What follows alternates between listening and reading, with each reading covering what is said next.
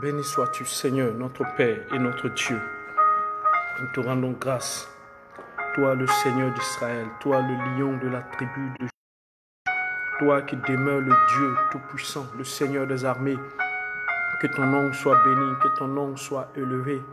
Nous te louons, nous t'adorons, nous te célébrons. Toi, le Saint des Saints, toi en qui il n'y a point d'ombre de variation. Oui, ta parole est la vérité, ta parole est au-dessus de toute parole. Tu es le maître des temps et des circonstances, celui qui règne d'éternité en éternité. Sois glorifié, sois béni et sois élevé. Merci pour ta vie, merci pour ton amour, merci pour ta fidélité. Merci, ô Dieu Tout-Puissant, pour la vie des hommes éternels. Merci pour la vie de toutes ces femmes. Ô Dieu, merci pour la vie, ô Dieu, de tous ces hommes de Dieu. Merci, Seigneur, pour paix, ta joie, ton esprit, ta puissance, ton autorité. Merci, notre Dieu et notre Roi, pour tout ce que tu fais, ô Roi des gloires, dans la vie de ce monde entier. Notre Père, Dieu, nous les hommes, nous sommes des pécheurs, nous sommes des iniques. Oh Dieu, nous voulons te demander pardon pour nos péchés, pour, oh Dieu, tout ce que nous faisons, tout ce que nous commettons qui ne glorifie pas ton nom.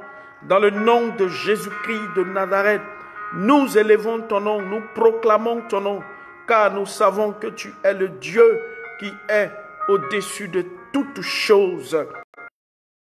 Nous te prions pour tous ceux qui seront connectés ce matin, que ta grâce, que ta miséricorde, Seigneur, soit avec eux. Tu les bénis au nom de Jésus. Seigneur, tous ceux qui visionneront plus tard, au nom de Jésus, Père éternel, ces images, cette vidéo, je prie en ton nom, par la puissance du Saint-Esprit, que tu touches les cœurs pour la seule gloire. Sois élevé et sois glorifié au nom puissant de Jésus-Christ de Nazareth. Merci Seigneur. Amen. Amen, amen. Voilà, que le Seigneur vous bénisse. Envoyez l'information, que le Seigneur vous bénisse et que le Seigneur vous protège durant cette période de coronavirus. Voilà, avant que nous ne commencions ces instants, je voudrais que nous puissions écouter ce chant qui va nous faire du bien. Et ce chant, voilà, je vais le mettre.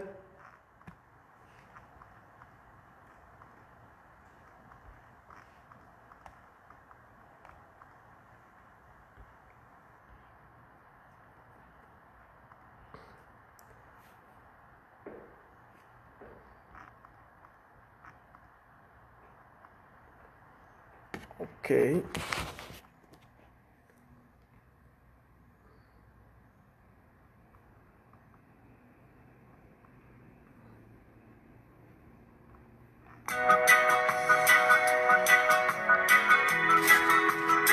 Voilà, je voudrais que nous puissions écouter ce chant et ça fera certainement du bien à quelqu'un.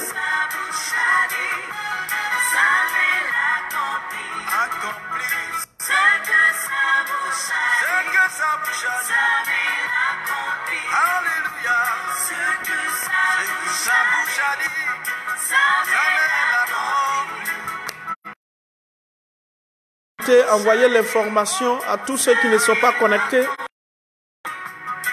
Après 15 ans de mariage, il y a une femme chrétienne qui a eu son enfant. Son mari lui disait: laisse-moi consacrer l'enfant au Dieu de mon village. La femme lui disait non, moi je sais à qui j'ai cru. L'enfant malade est mort. Le mari très fâché enfermait la femme avec le corps dans une chambre noire. La femme a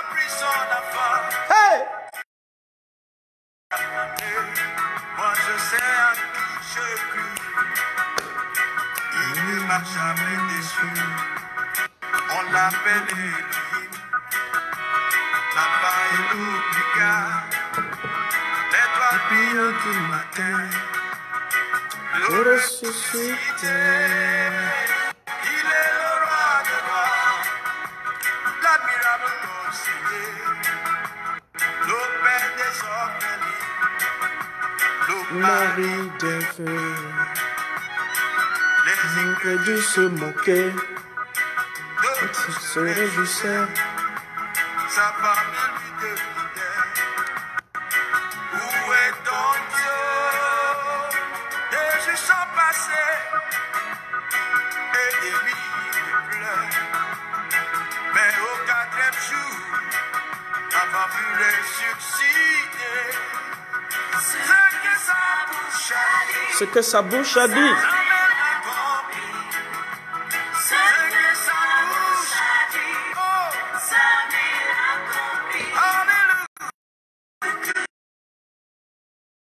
Alléluia.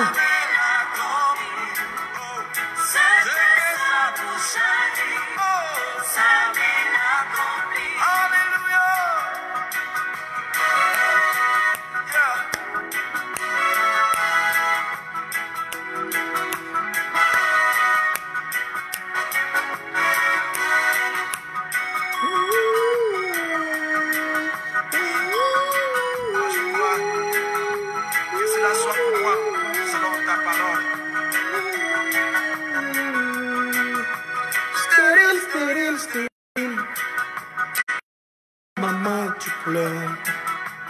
Va dans la présence de Dieu. Prends ton enfant là-bas. Toi qui es au chômage, et d'une fois demandé la raison de ton existence. En tant que créateur, oppressé par le diable, tout est accompli. Pour toi, idole de terre, papa ton héritage, c'est que sa bouche a dit, ça me l'accomplit. C'est que sa bouche a dit, ça me l'accomplit. Il peut tout donner, il peut tout donner, car il est fidèle.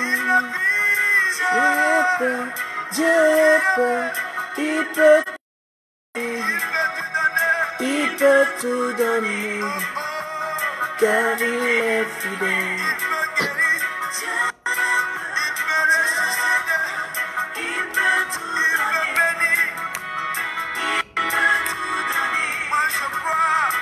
Moi, je crois que Dieu peut tout donner.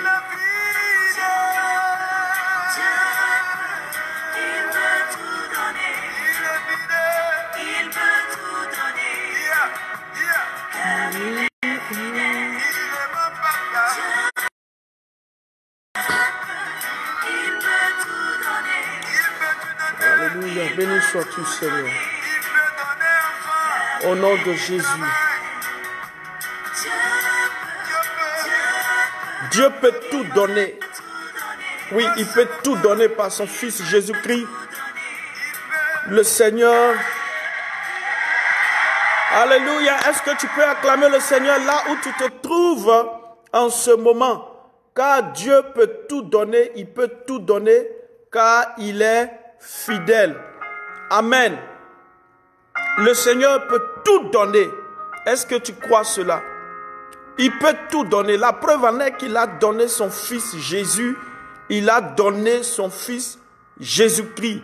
Si Dieu a donné Jésus, son seul Fils qui lui était, s'il a donné, il n'y a rien qui puisse exister dans ce monde que Dieu ne puisse pas donner. Je vais dire à quelqu'un ce matin qui va visionner cette vidéo plus tard, ou maintenant qui est en train de visionner, que Dieu peut tout. Oui, il peut tout. Il peut tout dans ta vie. Tout ce dont tu as besoin, Dieu peut te le donner. Il peut te le donner. Dieu peut tout. Dieu peut tout. Amen, amen. Dieu peut stabiliser toutes choses. C'est pourquoi nous ne craignons pas. Nous ne craignons pas les tribulations. Nous ne craignons pas que l'ennemi peut mettre sur notre chemin. Nous croyons que Dieu peut tout. Bien aimé, aujourd'hui, nous sommes la troisième église. Nous avions parlé de l'église d'Éphèse, de l'église de Smyrne, et aujourd'hui, nous allons commencer à parler de l'église de Pergame, de l'église qui a été divisée en plusieurs points, et cette division en plusieurs points. Aujourd'hui, nous allons parler de la présentation du Seigneur Jésus-Christ à l'église de Pergame et aussi des déclarations que le Seigneur a faites à l'église de Pergame. Et certainement, les autres divisions, nous parlerons de la doctrine, c'est-à-dire la doctrine de Balaam et la doctrine des Nicolaïtes. Ça, c'est un point à part que nous allons développer en long et en large. Parce que dans l'église aujourd'hui, il y a plusieurs choses qui sont entrées dans le monde et qui font ravage. La doctrine des Balaam et la doctrine des Nicolaïtes va nous éclairer dans ce qui se passe dans l'église, dans la vie de certaines personnes. À partir de ces études, vous pourrez comprendre qui est Balaam, qui est en train de faire l'œuvre de Balaam dans l'église et qui sont ceux qui sont les Nicolaïtes. Que ce soit sur les réseaux sociaux, à partir de cette étude, vous allez comprendre qui est Nicolaïte. Tous les messages qu'on peut écouter sur les réseaux sociaux, il y a beaucoup de messages de doctrine de Balaam. Il y a beaucoup de messages qui appartiennent à la doctrine des Nicolaïtes. Et à partir de ces études, vous allez comprendre ces choses. Et le troisième point, ce sera l'exhortation, les menaces et les promesses que le Seigneur a faites à l'église de Pergame. Alors, si vous pouvez prendre vos Bibles, parce que, comme je le dis, j'aime à partir de la parole de Dieu dire tout ce que j'avance. Voilà, ne pas avancer une phrase sans le consentement ou sans que la parole de Dieu soit déclarée.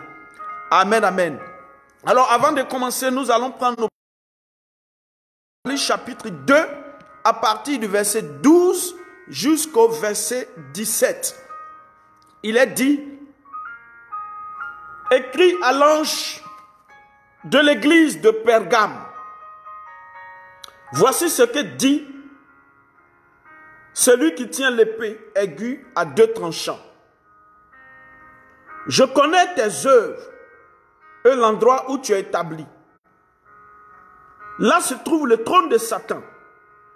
Tu es fermement attaché à mon nom et tu n'as pas renié la foi en moi.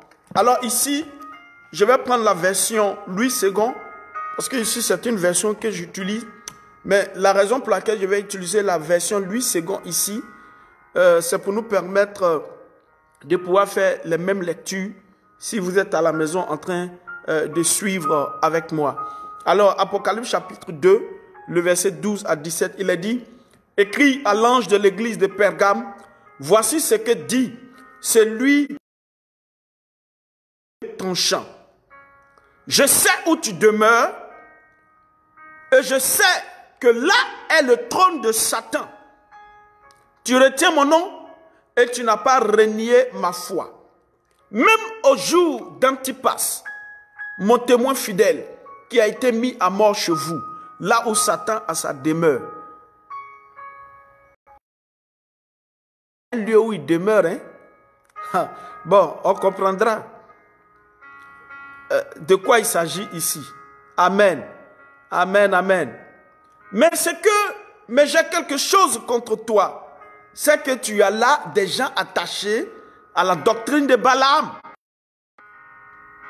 qui enseignait à Balak à mettre une pierre d'achoppement devant les fils d'Israël pour qu'ils mangeassent des viandes sacrifiées aux idoles et qu'ils se livrassent à l'impudicité. De même, toi aussi, tu as des gens attachés pareillement à la doctrine des Nicolaïtes. Repends-toi donc, sinon je viendrai à toi bientôt et je les combattrai avec l'épée de ma bouche. Que celui qui a des oreilles entende ce que l'Esprit dit aux églises. Celui qui vaincra, je donnerai de la manne cachée et je lui donnerai un caillou blanc et sur ce caillou est écrit un nom nouveau que personne ne connaît si ce n'est celui qui le reçoit. Amen, amen. Voilà. Voici ce passage que nous voulons de lire. Comme je l'ai dit, parler des interruptions. Il y a des interruptions. Il y a des interruptions. Alors faites signe, partagez. Si vous pouvez le partager, partagez. Alors, la ville de Pergame ici, c'est une ville qui est non loin de la ville de Thyatire. Alors Thyatire était surtout célèbre, comme le dit dans le livre des Actes. C'était une ville, une grande ville, comme on le dit. Dans Actes chapitre 16, à partir du verset 12 à 14, je vais lire rapidement. De là, nous allâmes à Philippe, qui est la première ville d'un district de Macédoine et une colonie. Nous passâmes quelques jours dans cette ville. Le jour du sabbat, nous nous rendîmes hors de la porte vers une rivière où nous pensions que se trouvait un lieu de prière. Nous nous assîmes et nous parlâmes aux femmes qui étaient réunies.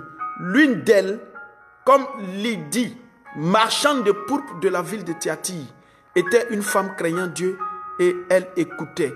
Le Seigneur lui ouvrit le cœur pour qu'elle fût attentive à ce que disait Paul. Donc, Pergame ici était une ville qui était pratiquement à 40 km au sud de Thyatire. Thyatire qui est une grande ville où les gens partaient faire commerce. Et là même, voici une dame qui partait également, qui était une marchande, qui partait à Pergame, à Thyatire, pour faire également du commerce.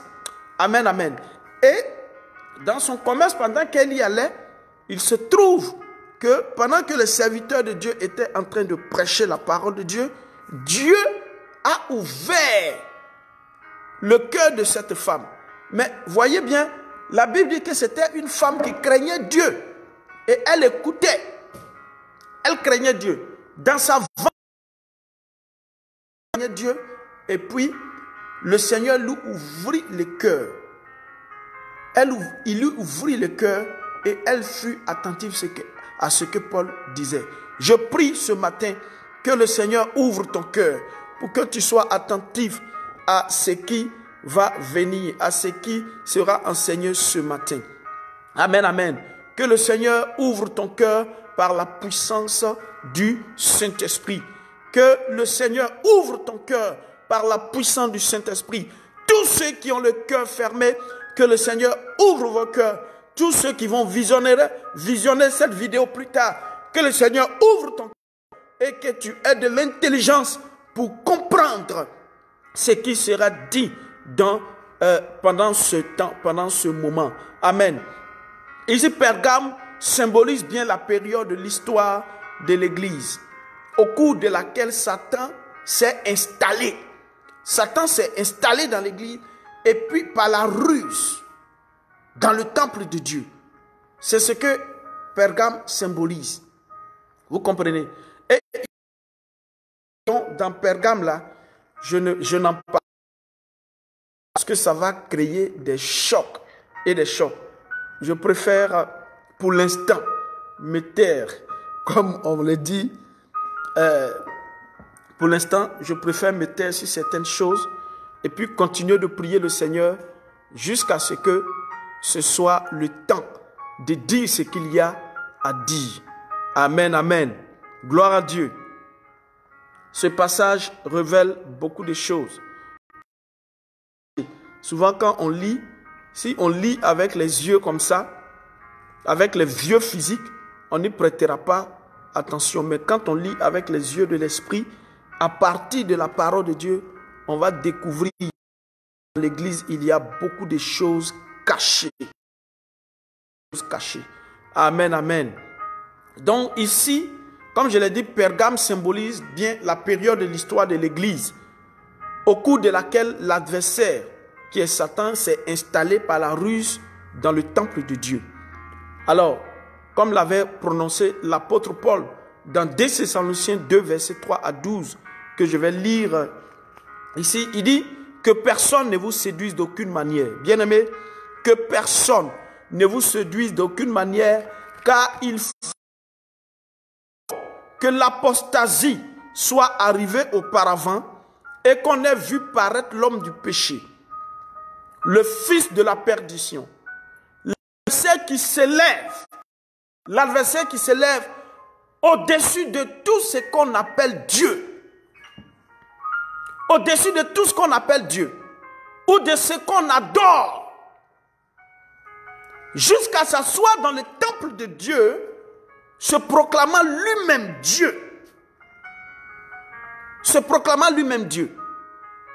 Ne vous souvenez-vous pas que je vous disais ces choses lorsque j'étais encore chez vous? Et maintenant vous savez ce qui le retient, afin qu'il ne paraisse qu'en son temps. Car le mystère de l'iniquité agit déjà. Il faut seulement que celui qui le retient encore ait disparu. Et alors paraîtra l'impie que le Seigneur Jésus détruira par le souffle de sa bouche et qu'il anéantira par l'éclat de son avènement. L'apparition de cet impie se fera par la puissance de Satan, avec toutes sortes de miracles et de produits mensongers, et avec toutes sortes de séductions de l'iniquité pour ceux qui périssent, parce qu'ils n'ont pas reçu l'amour de la vérité pour être sauvés. Aussi Dieu leur envoie une puissance d'égarement pour qu'ils croient au mensonge, afin que tous ceux qui n'ont pas cru à la vérité, mais qui ont pris plaisir à l'injustice, soient condamnés. Amen. Alors, comme je vous l'ai dit, ici Pergame symbolise la période de l'histoire au cours de laquelle l'adversaire s'est installé par la ruse dans l'église. Et dans ce passage, c'est ce qui est écrit au fur et à mesure, le monde qui est en train de rentrer dans l'église. Alors, ici, l'église de Pergame était une église mondaine. C'était une église mondaine. Ou l'église du mélange. C'est-à-dire que quand vous prenez l'église de Pergame, c'est une église, quand on dit mondaine, ce n'est pas le monde physique que vous voyez, mais quand on parle du monde, c'est le système spirituel, diabolique, maléfique, qui a tendance à rentrer dans l'église. C'est ça, l'église mondaine. Donc, l'église de Pergame était une église mondaine. Ça veut dire quoi? Ça veut dire que l'église de Pergame était une église de mélange. Elle prend un peu de ce qui est de Dieu et elle prend un peu de ce qui est du monde. Et dans l'église. Mais comme avec Dieu, il n'y a pas un peu ici ou puis un peu là-bas. Avec Dieu, soit tu es avec Dieu, soit tu es dehors. Donc l'église, en quelque sorte, de Pergame est une église mondaine. Est une église du mélange. Amen, amen. Quelqu'un me suit? Quelqu'un me suit?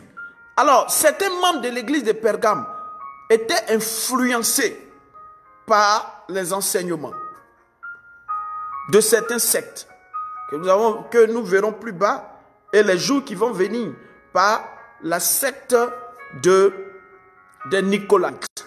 L'église de Pergame était influencée. Et il y a la doctrine de Balaam. L'église de Pergame était influencée par ça. Donc, il y avait un enseignement qui circulait dans l'église de Pergame, qui influençait cette église-là, au point où l'église de Pergame s'en fout. Quand on parle du péché, l'église de Pergame en particulier était une église qui tolérait le péché. Tolère le péché.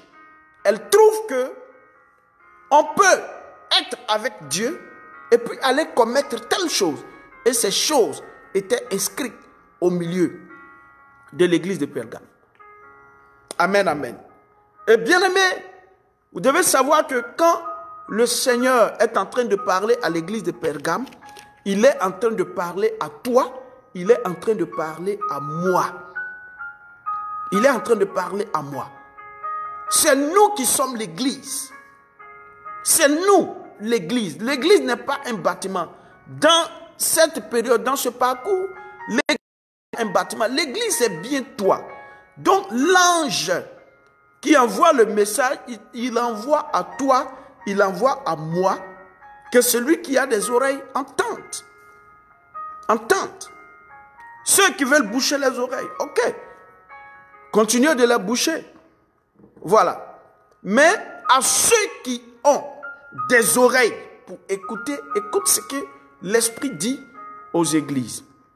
Donc, ici, l'église de Pergame ici est perçue comme une église de mélange. Une église dans laquelle il y a du mélange. Si vous regardez, parce que nous avons commencé avec l'église d'Éphèse qui avait ses caractéristiques. Nous avons commencé avec, et nous sommes arrivés à l'église de Smyrne qui a eu ses caractéristiques. Mais ici, l'église de Pergame est perçue comme une église du mélange. C'est-à-dire que eux là, ils ne trient pas. Ils prennent un peu de Dieu, ils prennent un peu du monde, et puis ils envoient ça dans l'église. Ils sont assis dessus, et puis ils disent qu'ils vivent une vie chrétienne. Si vous voyez une église, c'est une église de Pergame. Si un individu qui constitue l'église, tu as dans ta vie des sortes de mélanges en toi. C'est-à-dire que tu prends un peu le mensonge ici, tu prends un peu de la parole de Dieu ici, et puis tu prends tout pour jumeler ça. Tu fais partie de l'église de Pergame. Ne soyez pas comme Ananias et Saphira qui ont menti au Saint-Esprit. Et vous voyez ce qui est arrivé à leur vie. Ce qui est arrivé à leur vie. L'église de Pergame également est perçue comme une église qui fait des pratiques religieuses. À Pergame, il y avait des cultes non bibliques, des pratiques religieuses. Vous comprenez?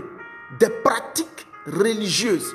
Quand je vous dis des pratiques religieuses, c'est un peu comme la prière pour les morts. Ça, c'est une pratique religieuse. Le culte des reliques, les signes de la croix, le culte des anges et des saints. Voilà. Vous comprenez? Le culte dédié à certains personnages de la parole de Dieu, de la Bible, qui ont été utilisés par Dieu. Voilà. Donc, le culte dédié à certains personnages, le culte des images, des statues, la prière pour les morts. Comment on va prier pour un mort, frère? On va prier pour un mort? Sur la terre ici, on ne peut pas prier pour un mort. Quand la personne était vivante là, c'était son obligation ou son droit de prier